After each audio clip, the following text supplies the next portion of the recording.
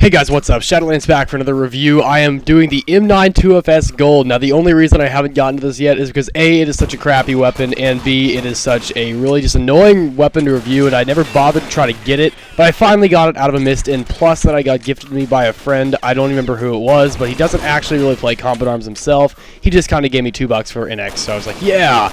But so now I finally have this gun, and I'm doing a review on it. So, going into the stats, damage of 32, so absolute BS. Portability of 90, which is way ahead of its time. Having that really high portability is more characteristic of today's guns. Rate of fire of 42, seems high, but it doesn't feel like it's a 42. It feels like it's about a 30 at best. It doesn't feel like a 42. I try spamming it as hard as I can, and it just doesn't feel like it's firing at a rate of 42.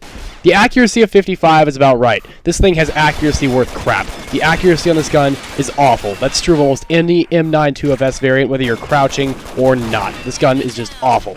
The recoil is 53, so that's actually pretty low. The recoil is pretty much next to nothing, and the overall spread isn't that bad. It could be a lot worse. It's not as good as the USP Tactical SEs, but it's not exactly that kind of an NX rare. It's the kind of NX rare that's just shiny and fun and cool to have. But if I want a golden gun, I'll get the golden gun or use my Anaconda Gold. And personally, I think the Anaconda Gold looks way sexier than this anyway, so yeah. Now, my backup here is the M92FS Elite, the gun I'm going to be comparing it to. Arguably the best M92FS variant. Better than the Champions for a very well-known glitch. The M92FS Elite has an error with its fire rate. I'll get into that in just a moment, though.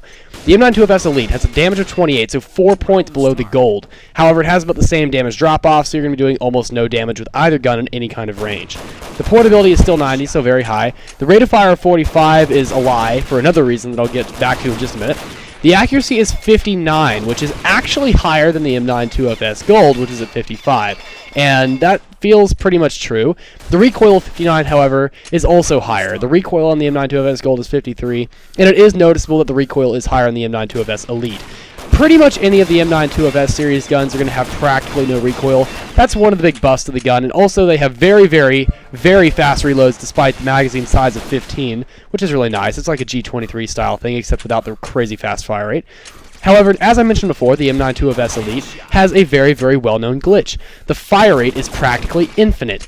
No matter how fast anyone's able to tap this gun, it fires at the rate that you tap. So if you fire at a sewing machine rate, it will fire at a sewing machine rate. So that's really, really nice. I like that a lot about the gun, and actually I use it sometimes simply because of that. If I'm at a close range map and I can't afford to be missing, you know, like every single shot, I'm not going to use an Anaconda because I have awful aim with an Anaconda. I'm going to use an M92FS Elite and just hope that more of my shots hit than don't. So M92FS Elite isn't actually as bad of a gun. Now granted, it's not exactly a great gun to use in a competitive match. It is certainly fun to get headshots with and one-clicks with. That's more or less how I was trying to use the M92FS Gold, and you'll see some good examples of that here in this oil rig gameplay. Really, that's the only use I see for the M92FS series. It's not good. The damage is terrible for any variant. The reload is great, the portability is great, and the recoil is great, but the accuracy and the damage both being crap makes for a really, really bad gun. Now, granted, it's a default weapon, so there's not a lot to complain about. For a default weapon, they could have done a lot worse. I would still take the M92FS over the M16A3 for any reason, but that's my personal opinion. Thank you guys for watching this review. Please rate, comment, subscribe, and I will see you guys in the next review. Shadolance, out.